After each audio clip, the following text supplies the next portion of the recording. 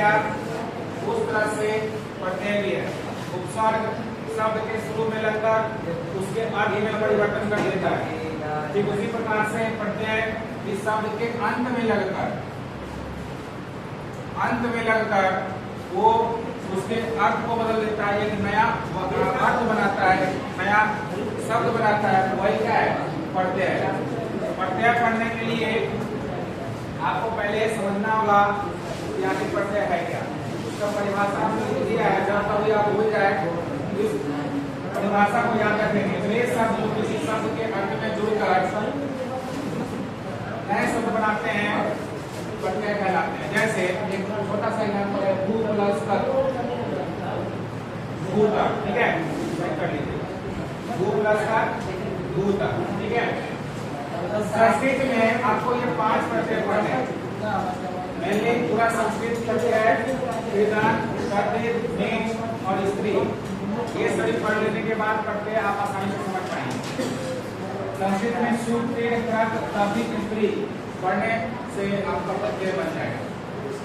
अभी हम कर्त और कर्तव्य प्रत्यय बताएं। ठीक है, कर्त और कर्तव्य प्रत्यय ध्यान से देखिएगा। हमने एक साथ ही बता दिया है, क्योंकि एक आपका कर्तवाच्य है और एक आपका कर्तृवाच्य है। ठीक है, अब देखिए बनता कैसे है। किसी भी शब्द के अंत में अगर कर्त प्रत्यय लगा रहे हैं, शब्द नहीं, शब्द वो क्या होगा? धातु होगा। धातु का एक विशिष्ट मीनिंग होता है। तो भू मतलब क्या होता है? होना। भूता हो गया। उसके बाद इसी भूता में जब तत्वत प्रत्यय लगाया जाएगा तो बन जाता है भूतवान। शब्द के अंत में क्या लग जाता है? वान शब्द। शब्द के अंत में वान शब्द लग जाता है और इससे बना शब्द क्या कहलाएगा? भूतवान। और वो कहलाएगा कर्तृवाच्य। दूसरा एग्जाम्पल मैंने दिया है कि गम प्लस कत। गम का मतलब क्या होता है? गच, जाना।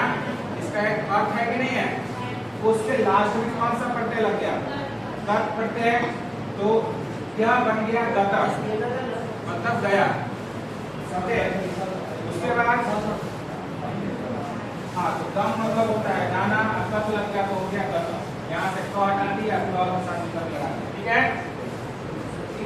उसी प्रकार से इस गत में तत्वत प्रत्यय लगा दिए तो क्या बन गया? वर्तमान। इसी तरह से आपका तीसरा, चौथा और 5वां एग्जाम्पल दिया गया। ये सभी प्रत्यय कौन से प्रत्यय है? कर्त और कर्तव्य प्रत्यय। एग्जाम में अगर कहीं भी लगा है कर्त, ठीक है, वो बन जाता है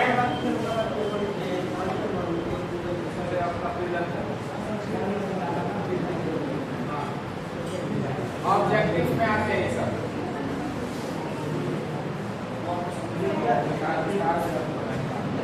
इस तरह से अभी आप पहले प्रत्यय बनाना सीखिए, प्रत्यय पहचानना सीखिए। अगर कहा जाएगा कि भूतम में कौन सा प्रत्यय लगा हुआ, अगर इसको आपको करके दिखाना होगा तो भूतम में क्या बनेगा? पूछा जाता है कि भूतम में प्रत्यय बताइए, तो बनेगा भू प्लस कौन सा प्रत्यय है? कर्त प्रत्यय। एग्जाम में ऑप्शन में कर्त प्रत्यय में टिक लगा देना है। ठीक है, उसी तरह अब भूत ना लिख करके क्या लिखा रहेगा? भूतवान लिखा रहेगा। इसमें भूत प्लस कर्तव्य बनता है। यहाँ पे कौन सा प्रत्यय है? ऑप्शन में कर्तव्य प्रत्यय पे टिक लगा देना है। इस तरह प्रत्यय पहचानना और प्रत्यय बनाने के लिए ये बहुत उपयोगी है। ठीक है, और पढ़ना है।